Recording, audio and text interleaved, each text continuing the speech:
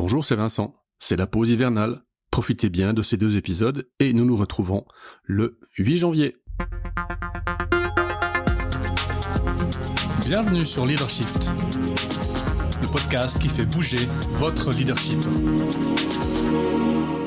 Bonjour, c'est Vincent. Bienvenue dans ce nouvel épisode de Leadershift. Cette semaine, 2e épisode de la série sur la change readiness en bon français. Donc le fait de s'être préparé au changement. La semaine dernière, nous avions vu que un des aspects essentiels de cette préparation au changement était la prise en compte des émotions comme étant un vecteur soit de résistance, soit d'accompagnement ou de volonté de changement.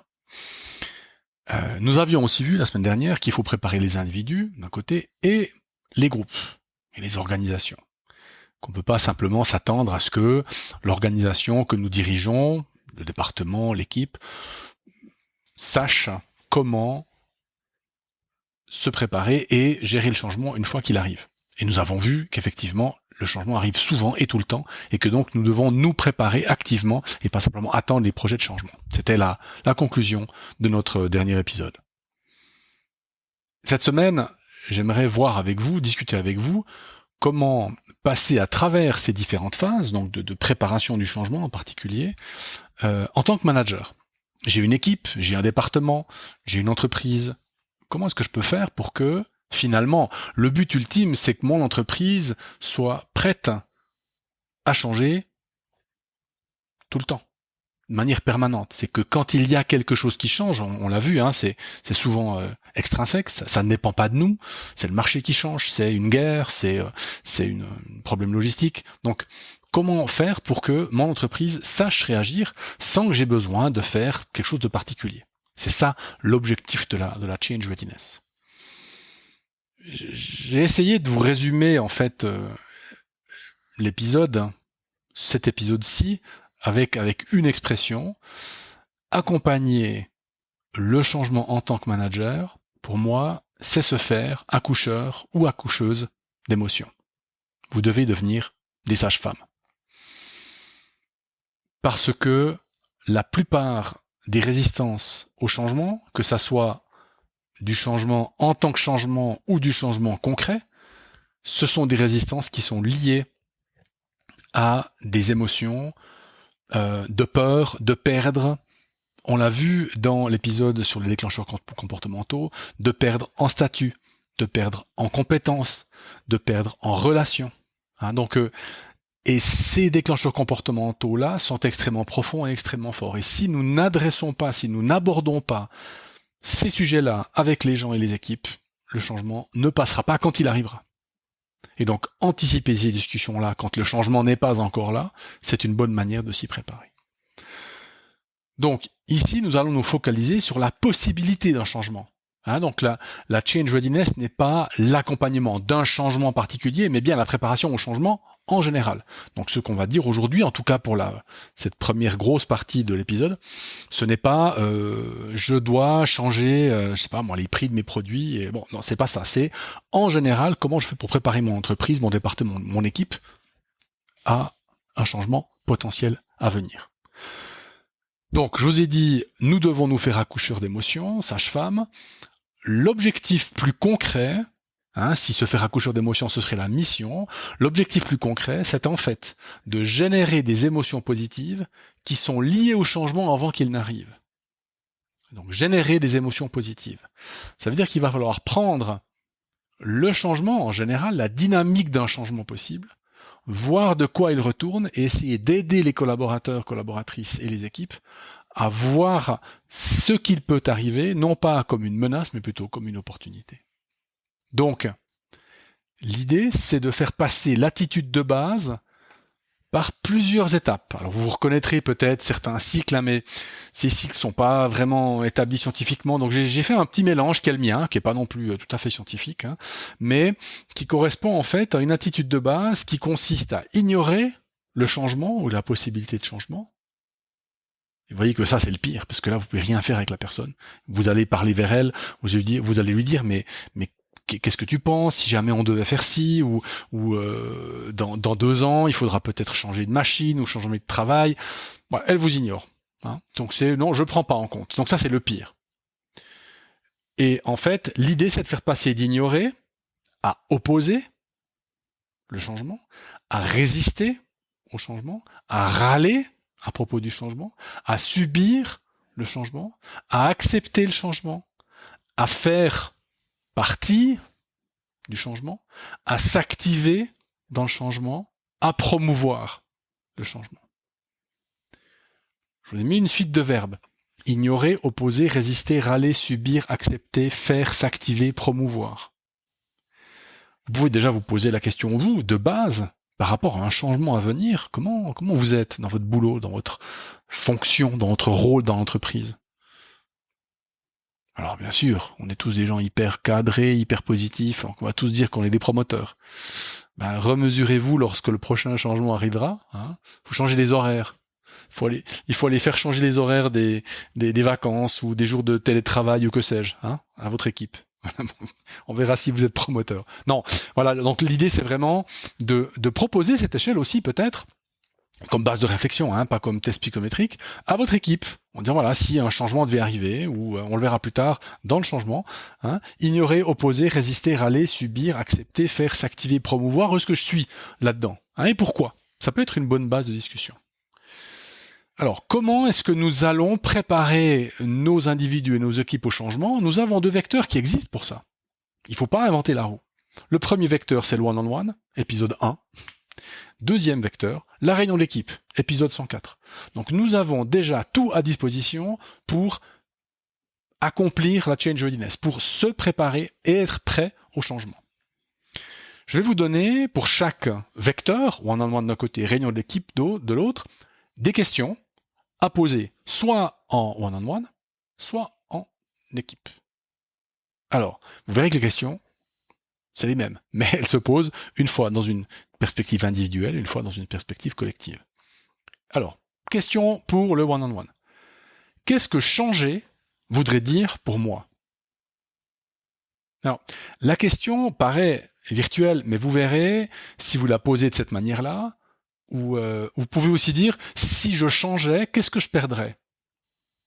Ou qu'est-ce que je gagnerais?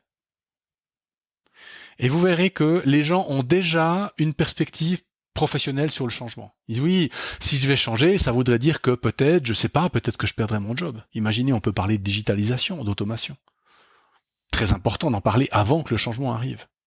Donc, première question, qu'est-ce que changer voudrait dire pour moi? Ou si je changeais, qu'est-ce que je perdrais ou qu'est-ce que j'aurais à gagner? Autre question, comment est-ce que je pourrais changer sans perdre ce qui était important pour moi? Comment est-ce que changer pourrait m'aider? Troisième type de question, qu'est-ce que j'ai à disposition? Sur quoi est-ce que je peux compter ou est-ce que je pourrais compter quand je devrais changer? Quelles sont mes forces, mes qualités? Qu'est-ce que je peux déjà décider maintenant pour être plus ouvert au changement? Qu'est-ce que je pourrais mettre en place déjà maintenant? Vous voyez comme ce sont de magnifiques opportunités de coaching, d'anticipation presque.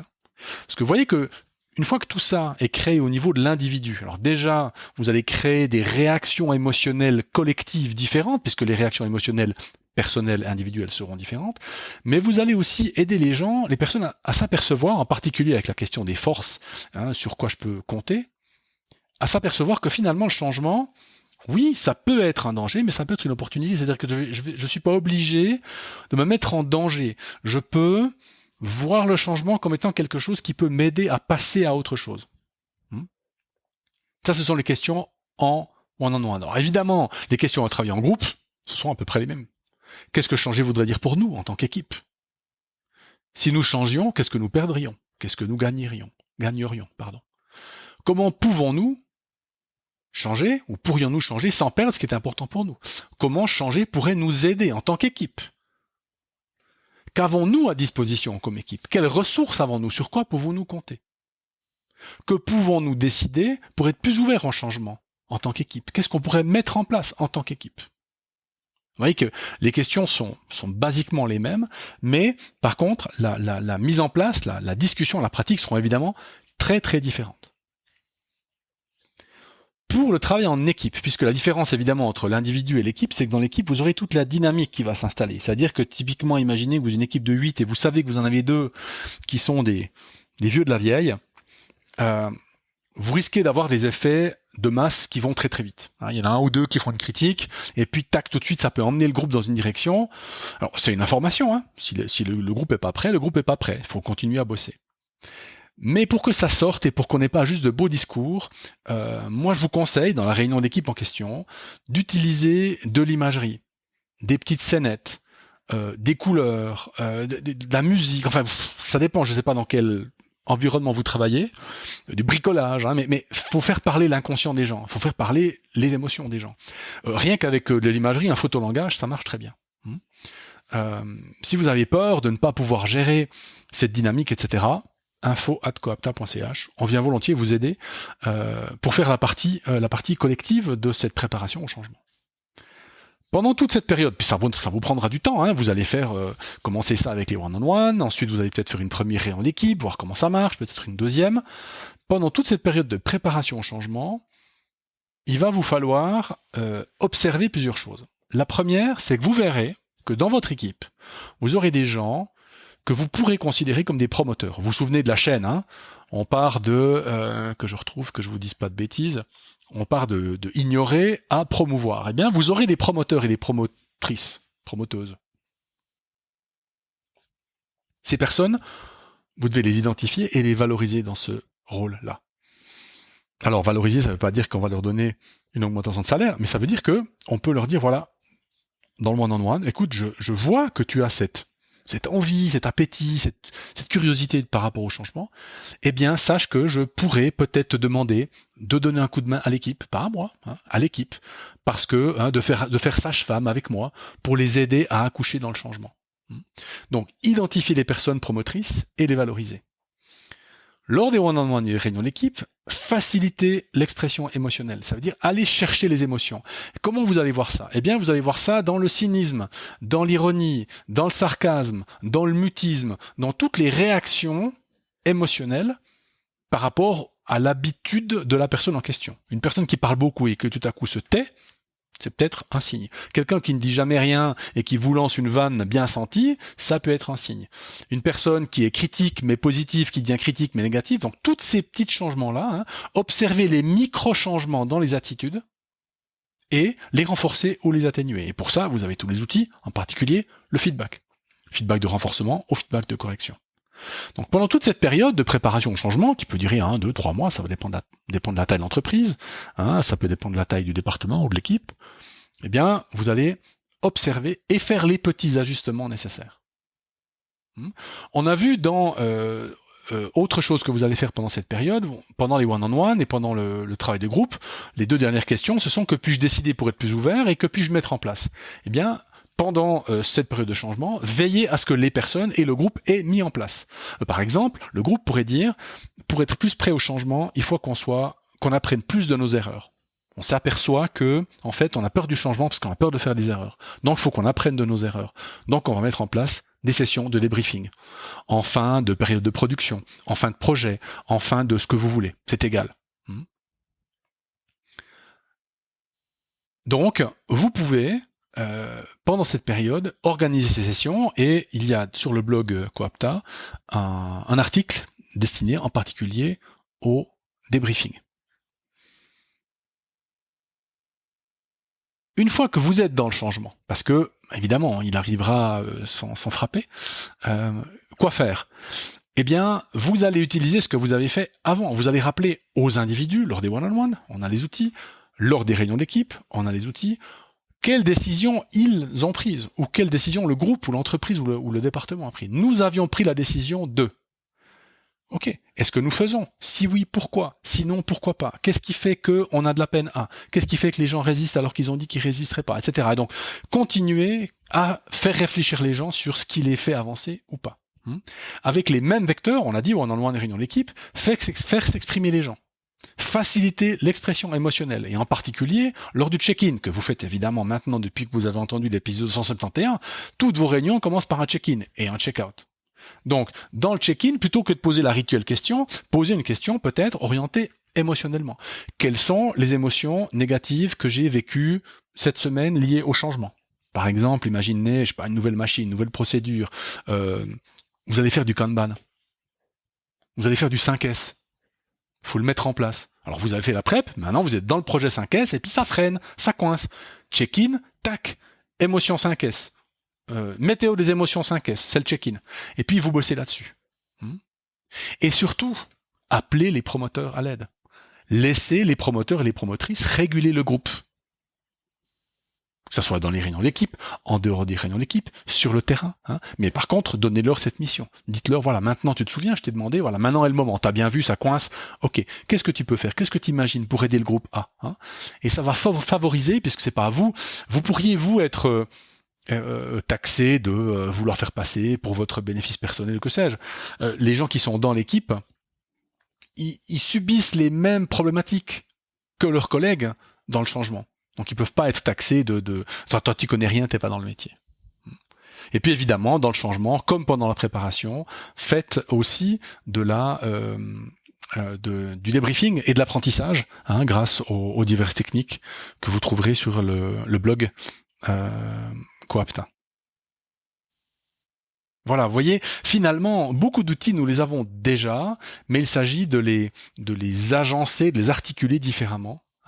Donc, en tant que manager, faciliter la change readiness, c'est travailler les émotions et la dynamique des émotions du groupe.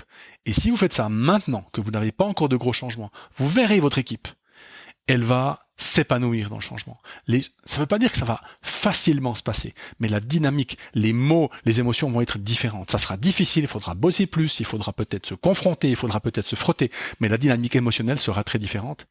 Et scientifiquement, ce que vous dit l'article que je vous ai proposé la dernière fois, eh bien, c'est que vous avez beaucoup plus de chances d'avoir un changement qui passe avec cette préparation-là que si vous ne faites rien actuellement. Voilà, c'est la fin de cet épisode. J'espère qu'il vous a plu. Je vous dis à la semaine prochaine. Ciao.